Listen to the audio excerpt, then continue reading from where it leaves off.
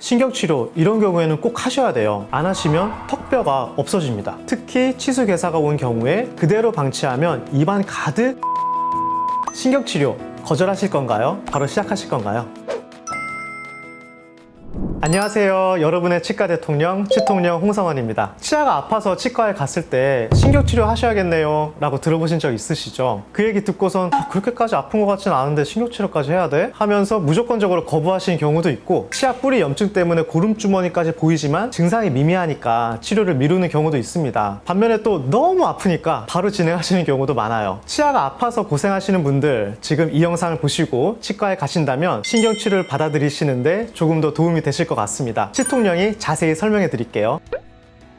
기본적으로 충치가 깊으면 신경치료를 해야 한다 라고는 많은 분들이 들어서 알고 계실 것 같은데, 그 부분을 좀 더 자세히 설명을 드려볼게요. 치아의 구조를 간단하게 말씀드리면 가장 바깥쪽에 범랑질, 그 안에 상아질, 그리고 더 안쪽에 치수라고 하는 신경과 혈관 조직이 있는데, 충치의 진행 정도에 따라 설명을 드리면 충치가 이 가장 바깥쪽에 범랑질에 국한되어 있는 경우에는 통증이 일단 없습니다. 주변 범랑질이 단단해 보이고 더 이상 진행이 안 될 것 같이 보이면은 그대로 지켜보는 경우도 많이 있고요. 어느 정도 충치가 진행이 되어 있고 상아질까지 더 진행이 될 만한 충치면 간단히 제거하고 레진이라는 치과 재료로 떼어주시면 돼요. 이 경우에는 신경치료가 필요 없습니다. 하지만 충치가 상아질까지 좀 더 진행이 되었다면 통증이 나타나기 시작합니다. 상아질에는 안쪽에 신경 조직인 치수까지의 자극이나 세균이 도달할 수 있는 상하세관이라고 하는 길이 무수히 많이 열려 있어요. 그래서 치수에 자극을 주게 되고 치수에 염증 반응이 일어나면서 통증이 나타나게 되는 거예요. 이 경로를 통해서 세균의 감염도 일어납니다. 이 치수의 염증 반응에는 또 두 가지가 있어요. 하나는 가역적 치수염이고 또 하나는 비가역적 치수염이에요. 가역적 치수염일 때 통증의 특징은 찬물이나 아이스 아메리카노 같은 찬 음료, 아이스크림 등의 찬 음식 등에서 통증이 나타날 수 있고, 또 초콜릿 같은 단 음식, 그리고 달고 신 과일 등에서도 통증이 나타납니다. 이 통증이 짧게 나타났다가 사라지는 것이 특징이고, 통증의 느낌이 좀 날카로운데요. 지금 말씀드린 가역적 치수염 같은 경우에는 신경치료까지 할 필요는 없고 충치 부분을 제거하고 인레이나 레진으로 수복을 해주시면 돼요. 이런 충치 치료 후에도 가역적 치수염이 나타날 수 있는데, 레진이나 인레이 치료를 했을 때 일시적으로 신경이 예민해져서 치아가 시린 증상이 나타날 수 있습니다. 짧게는 2-3일에서 일주일 정도까지 증상이 있는 경우가 있고, 길게는 몇 주 동안 시린 경우도 있어요. 하지만 대부분은 정상적으로 돌아옵니다. 두 번째 염증 반응이 비가역적 치수염은 이런 염증 반응이 돌아올 수 없는 강을 건넌 거예요. 통증이 정상적으로 돌아오지 않고 계속 지속이 됩니다. 이런 환자분들의 상태를 보면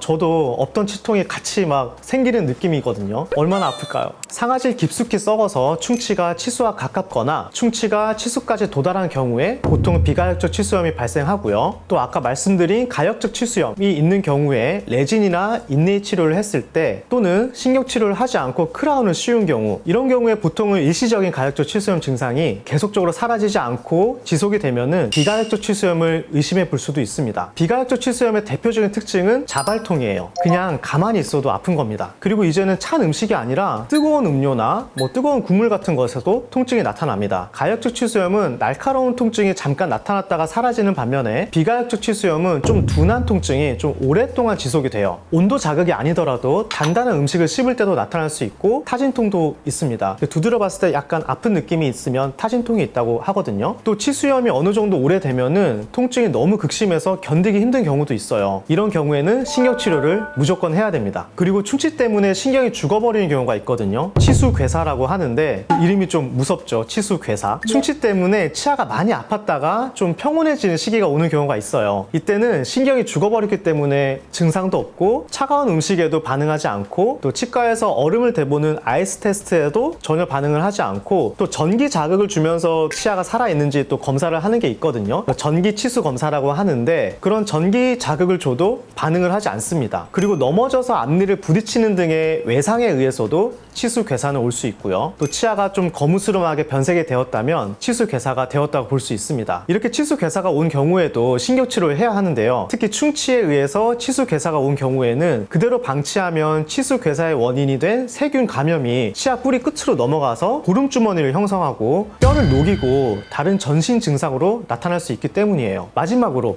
신경치료를 꼭 해야 하는 경우는 치근단 병소가 생긴 경우인데요. 흔히 제가 환자분들께 얘기하기로 뿌리 끝에 염증이 생겼어요 있어요 라고 말씀드린 경우예요. 이 경우에는 계속 방치를 하게 되면 이 뿌리 끝의 염증이 점점 커지면서 잇몸 바깥으로 고름주머니를 형성하고요. 또 뿌리 끝에 고름이 잇몸 바깥으로 나오는 기를 형성하게 되는 거예요. 이렇게 만성화가 되면은 통증이나 증상이 없는 경우가 많이 있어서 계속 치료를 미루시게 되는데, 뿌리 끝에 염증이 점점 커진다는 거는 그만큼 뼈가 점점 녹는다는 얘기거든요. 잇몸뼈, 우리 턱뼈 이런 게 점점 없어지는 거예요. 그래서 심해지는 경우에는 뭐 위쪽 어금니 같은 경우에는 염증에 의해서 뼈가 계속 녹다 보니까 위쪽에 있는 상악동까지 뚫려서 염증을 퍼뜨리고 심각한 상악동염에 걸릴 수도 있고요. 앞니 같은 경우에도 염증이 점점 커지면 위턱뼈가 점점 없어지게 되는 거죠. 아래 어금니 같은 경우에도 염증이 점점 커지면서 턱과 목 쪽으로 심한 염증이 퍼지기도 합니다. 그렇기 때문에 치근단 병소가 있는 경우에도 신경치료가 꼭 들어가야 하고요. 계속 방치해서 심한 경우에는 신경치료로 치아를 살릴 수 없어서 발치를 해야 하는 경우도 많이 있습니다. 발치를 해야 할 만큼 염증이 심한 경우에는 그만큼 잇몸뼈도 많이 녹았다는 얘기이기 때문에 임플란트를 하기에도 많이 불리해지고, 발치를 하고 나서 뼈이식이 필요한 경우도 많이 있습니다. 아래 앞니 같은 경우에는 잇몸뼈의 얇기가 굉장히 얇아요. 옆에서 봤을 때 이 잇몸뼈의 얇기가 굉장히 얇거든요. 그래서 치근단 병소가 조금만 커져도 잇몸뼈가 많이 소실이 되는데, 그렇게 되면 나중에 임플란트를 심기도 굉장히 힘들어집니다. 그러니까 치과 치료는 조금이라도 빨리 치료를 받는 게 좋습니다. 위와 같은 상황이 아니더라도 신경치료를 하는 경우가 있는데요. 아까 말씀드린 비가역적 치수염의 증상까지는 아니지만 충치를 제거하는데 생각보다 깊어서 치수가 노출이 되는 경우가 있어요. 이런 경우에도 신경치료가 좀 필요하고, 보통 어금니의 경우에 치아가 빠진 지 오래된 공간에 임플란트를 하는 경우 반대쪽에 치아가 많이 내려오거나 또 올라오는 경우가 있어요. 이런 현상을 치아의 정출이라고 하는데, 이런 경우에는 임플란트를 심더라도 정출된 치아 때문에 임플란트의 머리 부분이 들어갈 공간이 부족하게 돼요. 이럴 때 정출된 치아를 신경치료를 하고 크라운을 씌움으로써 치아의 높이를 정상적인 높이로 맞춰서 임플란트의 머리 부분이 들어갈 공간을 확보하게 됩니다. 또 이런 경우도 있습니다. 앞니가 많이 삐뚤삐뚤한데 교정이 아닌 크라운 치료로 치아를 가지런하게 만드는 경우인데요. 이때 많이 튀어나와 있는 치아는 그만큼 삭제를 많이 해야 되기 때문에 치수가 노출이 되는 경우가 많아요. 또 노출이 되지 않더라도 치아가 많이 깎여나간 상태에서 그대로 크라운을 씌우게 되면은 치수염 증상이 계속 나타나서 다시 신경치료를 해야 하는 경우가 생기거든요. 그래서 이런 치아는 신경치료를 하고 크라운을 씌우게 됩니다.